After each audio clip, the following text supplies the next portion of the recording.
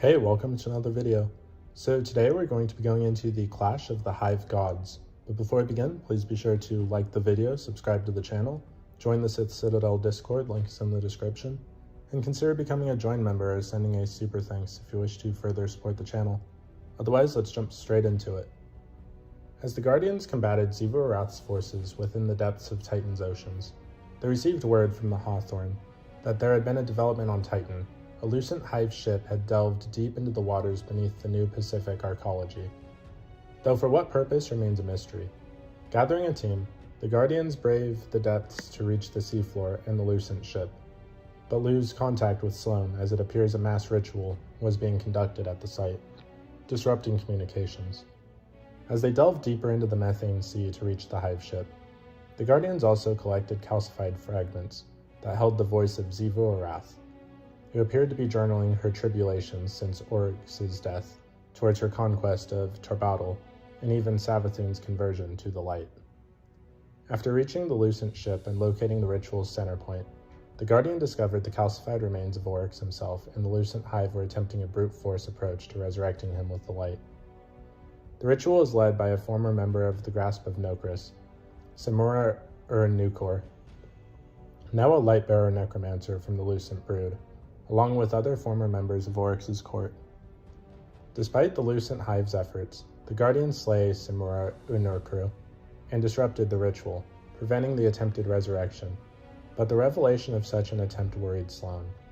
Taking this news to Ikora, the Warlock Vanguard agreed to set up patrols and fortifications to prevent such an attempt again, but the situation rattled Ikora greatly.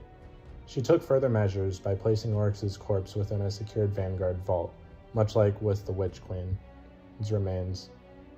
Understanding that there was no other choice if they wished to stop the witness, the Vanguard reached out to Amaru and offered him Savathun's body, if she were to agree to help them pass through the portal at the Traveler. Amaru counters with a bargain of his own, citing that Savathun anticipated that the Guardians would need her. They would need to deal with the Witch Queen's sister, Xivu Arath, before he would revive Savathun. In this task, he would provide his aid in combating the Hive God of War. Despite the terms, Ikora and Eris Morn agreed, with the latter granting the Guardian a relic she forged with Hive magic to help them, the Acolyte's staff. Imaru directed the Guardians to a special location within Savathun's throne world that held the information they needed, Savathun's Spire, found at the top of the sanctum of the Brood Queen. Fighting past legions of lucent Hive ordered by the Witch Queen to protect the Spire, regardless of Amaru's current orders, the Guardians' use of the Acolyte's staff allowed them to uncover the Spire and traverse its labyrinthine interior, while disrupting Scorn and Hive rituals impeding them. Despite the lucent Hive and their Scorn prisoners hampering their efforts, the Guardians managed to clear the Spire, slaying its wardens Dual Eye, Hiruk, and Zerai, reconfiguring the light, seeing through it using crystals the Witch Queen had made, and locate a ritual site beneath it. During this, the Guardians were given recordings of the Witch Queen by Amaru, messages she left behind in the event the Guardians ever required her aid after killing her. In one message, Savathun states that they cannot defeat Xivu Arath conventionally, for her sister feeds off of all conflict and grows stronger from it. Therefore, to defeat Xivu Arath, they must use the logic that the Hive God of War believes to be absolute, their sword logic. Specifically, Eris Morn must become a Hive God, gathering power through the Tith system until she is strong enough to challenge Xivu Arath, for only a Hive of equal strength can do so. Ikora immediately objects to this, believing they cannot utilize Hive magic in such a way, or play by the sword logic's rules, without unfavorable consequences. Eris Morn states that there is no other way to challenge Xivu Arath, as simply maintaining their current stalemate with her or outright confronting her is not feasible, for they would eventually lose in either case. Despite fearing what would happen to Eris, Ikora reluctantly agrees to allow Eris to proceed with her ritual. Using Hive magic, Eris's body transforms with new Hive biology, capable of feeding off the battles the Guardians partake in, allowing her to grow in strength. With the ritual complete, Eris Morn had emerged as the new Hive God of Vengeance, and made a base for herself within the throne world she would call the Anthenium, which the helm was connected to via a portal. To begin the quest to make Eris stronger, the Guardians located a prison called the Obelete beneath Savathun's spire, which also housed various ritual sites. The altars of summoning, and acting as her acolyte, they battled with prisoners and retainers of the Witch Queen during her earlier studies with the light, which included Vex, the Ternary Mines, and forgotten lucent hives such as Alaknar and Haruz, both retainers of Savathun. Defeating them allowed Eris to gain strength from the Tith system as planned. However, Ikora remained deeply disturbed by the circumstances, seeing Eris and the Guardian revel in the slaughtering, but admits she cannot deny the results. Eris would later clarify the nature of her transformation to the Guardian, stating that her transformation didn't empower her as she expected, but instead it refined her, making Eris herself, which concerned Ikora, but Eris remains resolute. She would further inform the Guardian on the nature of the Hive's sword logic, and of Zivo-Arath's devotion to it. To the Hive, the sword logic is the only way to prove one's right to exist, while the rest die in terror. But Eris states the Hive's logic is flawed, as she had used it to acquire the power needed to claim her vengeance, just as she did with Crota. Oryx and Savathun were felled. Eris was able to see past Zivo-Arath's devotion to the sword logic as a desperate childish cry to prove it right, and using it against her would deny her its vindication. Further, Eris states that while she may use the sword logic, she is using it not out of desperation as the Hive do, but out of desire. Immaru offers insight on his own but scoffs that philosophy will defeat Zivo-Arath. He offers a recording of an argument Zivo-Arath had with Savathun not long after Oryx had been slain years ago, where Zivo-Arath desired to avenge their brother, just as he attempted to avenge his son. But the Witch Queen mocked her desire for revenge, stating that by the Guardians killing Crota and Oryx, then both have deserved death. Further, Savathun states that Oryx's attempt to avenge his son's death only proved him a hypocrite, mocking Zivo-Arath for being the same. The Hive god of war, however, refused to accept this, believing that Eris, she who orchestrated Oryx's demise, would take up his mantle, take her true shape, and eventually face her. The Witch Queen, however, remained unimpressed, citing her sister as a vain child that Oryx spoiled rotten, before stating that she will not always get her way. With the recording finished, Immaru theorizes that Zivo-Arath sees Eris as Oryx's heir, and that this was part of Savathun's plan, which makes the Hive Ghost wonder what the former Lightbearer is doing. With all this new insight, the Guardian continues in their mission to gathering Tiths for Eris, whether it be in Shax's Crucible or within the altars of summoning, growing stronger with each kill. In addition, Eris provides attunements for the Guardian in strengthening her powers and their abilities in using Hive magic. The Guardian would receive one more message from Immaru, again taunting them regarding his dislike of their alliance. It goes through with the plan because the Lightbearer had ordered it, along with him to give the Guardians whatever they need, giving them another recording of Savathun's as proof. Of course, Immaru does so in his usual brutal, matter-of-fact style, encouraging the Guardian to help Eris grow stronger with Tiths, mocking them once again for being part of the Witch Queen's plan. In time, Eris calls upon the Guardian in her Hive form once more within her Anatheum. She informs them that ever since she assumed her new form, a whisper from the deep called to her, goading her to give in to her vengeance. But Eris refused, and promises to destroy her Hive form along with the rest once Zivo-Arath is dealt with. However, Eris warns the Guardian that the Hive god of war will not fall to might alone, for she has fed off conflict since the first war song. Nonetheless, Eris states that each Tith strengthens her as well as thrills her, but informs the Guardians that her cards speak of change. A great shadow rises from the sea of blood. As she explains, in essence, something is coming. That turned out to be Zivo-Arath herself, as her brood managed to breach into Savathun's spire, turning to her sister's court into her battlefield. After taking out Moloch, edge of Zivo-Arath, the Guardians worked to clear out the rest of the spire of Zivo-Arath's forces, even as the war god taunted them and issued her challenge towards Eris Morn.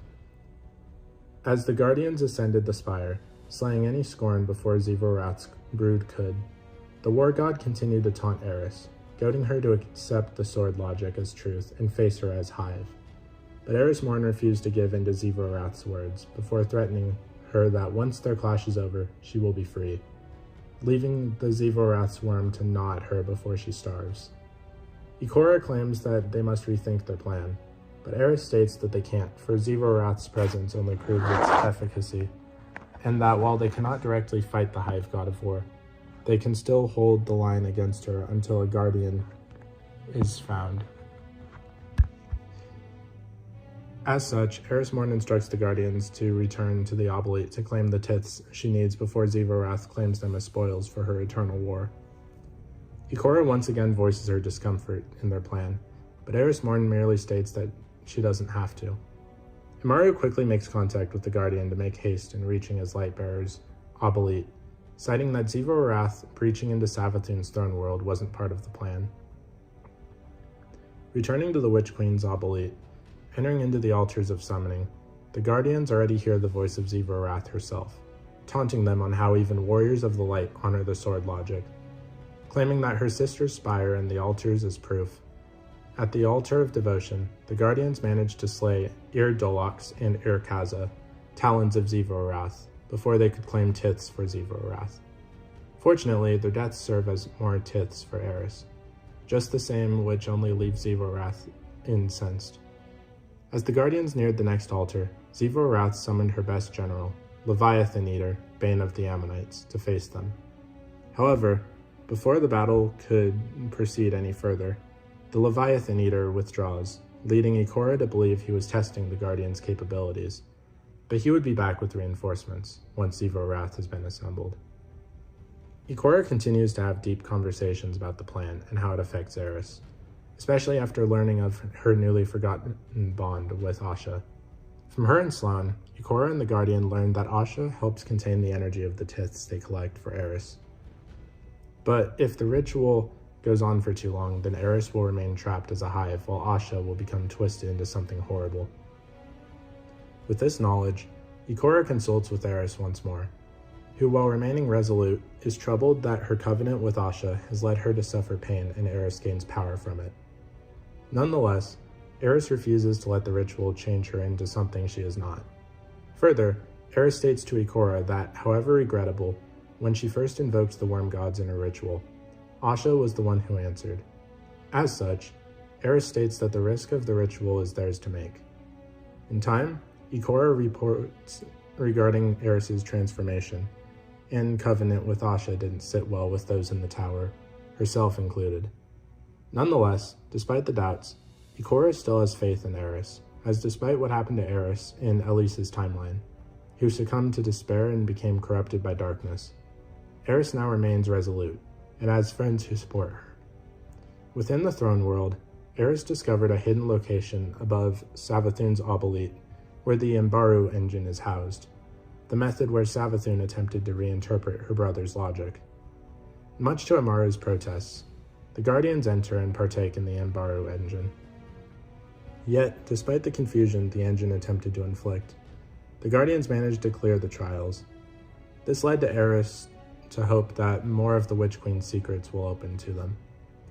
After handling more of Ikora's unease with the plan and conquering another trial of the Witch Queen's Mbaru engine, the Guardian answers Eris Morn's summons, taking her hive form once more, proclaiming that this will be their final tith.